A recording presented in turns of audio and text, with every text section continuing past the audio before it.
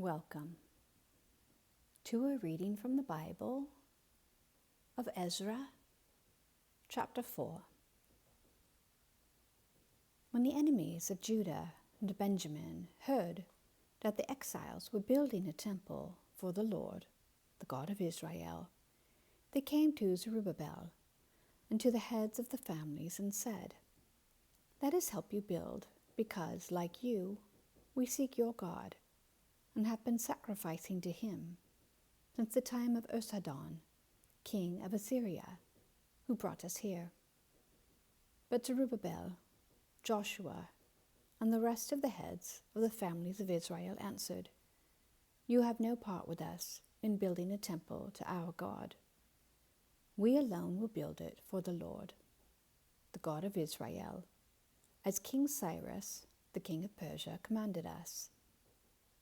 Then the peoples around them set out to discourage the people of Judah and made them afraid to go on building.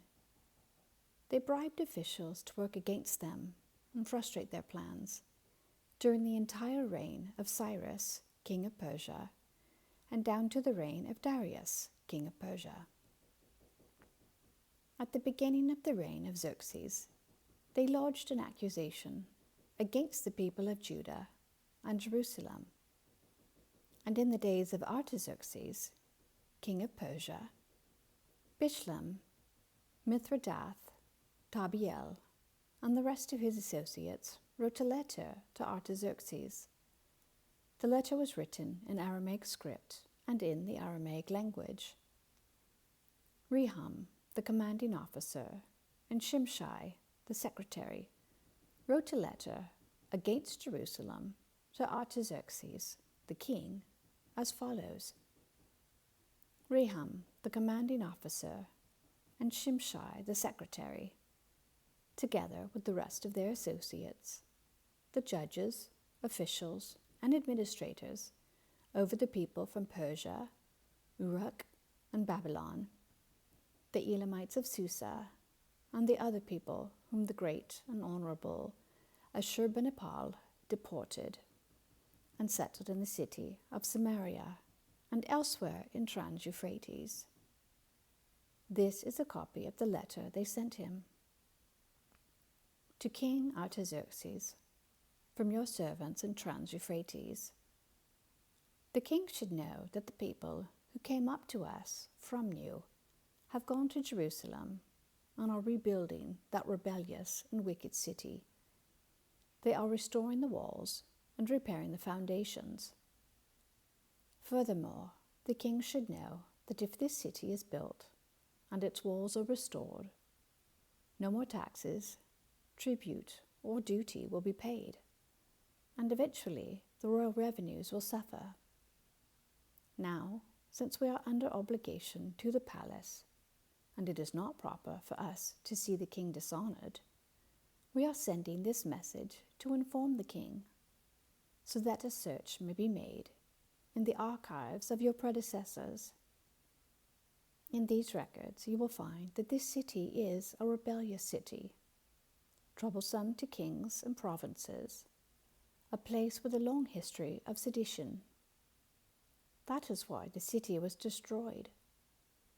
We inform the king that if this city is built and its walls are restored, you will be left with nothing in Trans-Euphrates. The king sent this reply to Rehum, the commanding officer, Shimshai, the secretary, and the rest of their associates living in Samaria and elsewhere in Trans-Euphrates. Greetings. The letter you sent us has been read and translated in my presence. I issued an order and a search was made, and it was found that this city has a long history of revolt against kings and has been a place of rebellion and sedition. Jerusalem has had powerful kings ruling over the whole of Trans-Euphrates, and taxes, tribute, and duty were paid to them.